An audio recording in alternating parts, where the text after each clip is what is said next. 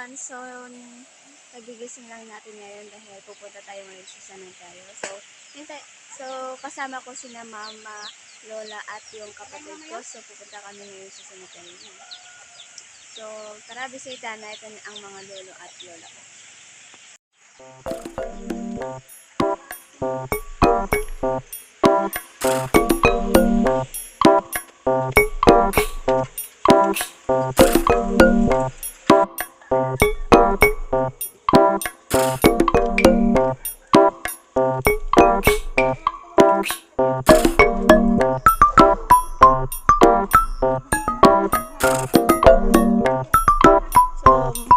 Naglalakad tayo hanggang sa malayo sa cemetery namin. So kailangan maglakad muna.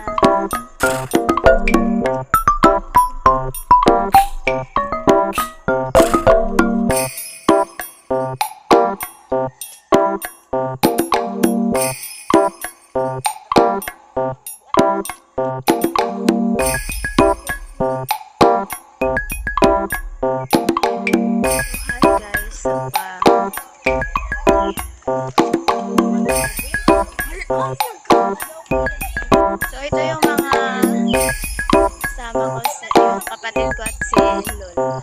So wala si mama, susunod daw siya kasi kumakain pa lamang siya kanina. Parating tayo sa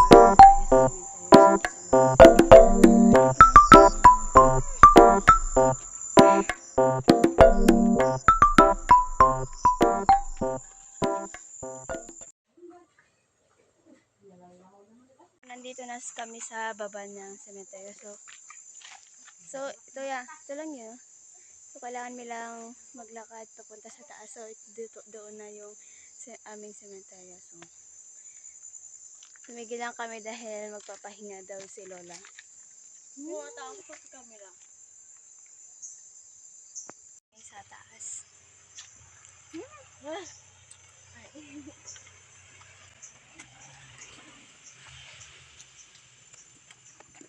Sa taas. So nandito lahat yung mga namatay. So hindi lang dito. So meron pa sa dulo-dulo o sa baba. So titignan natin mamaya. Okay?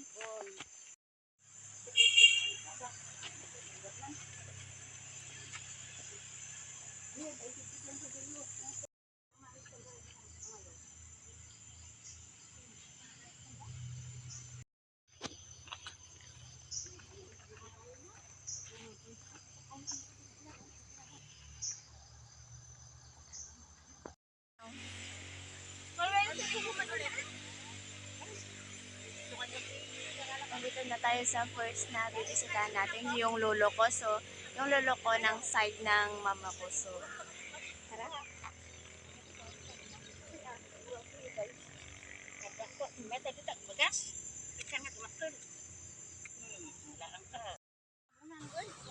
So, siya ang lolo ko.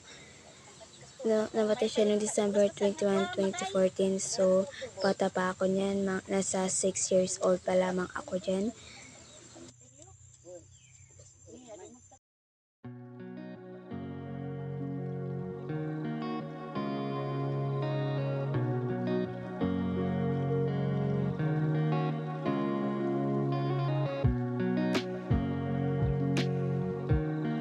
Tapos na namin bumisita. So,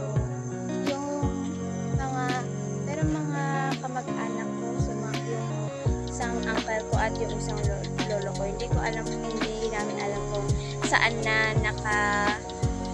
nakapwesto dahil dahil noon kasi hindi sila gumagawa ng ganito, gumagamit ng semento para papasok na lang yung kabao. So noon kasi paano ba yun? So bumubungkal sila ng lupa, tapos yung kabaong nilalagay na lang nila doon sa loob. So tapos yun, ganun lang kasi yung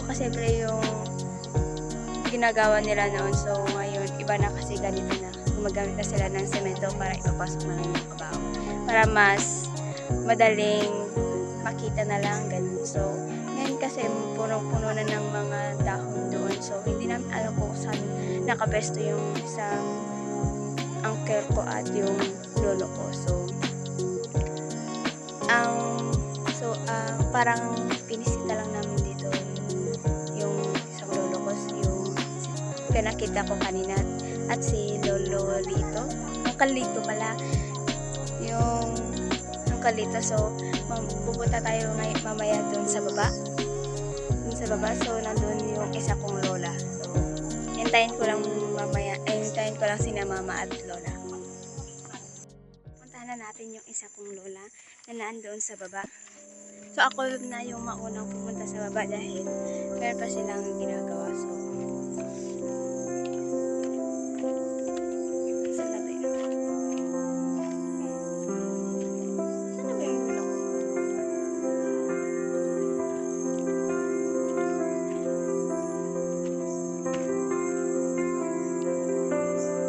Ay, so nandun na si lola. Ayan.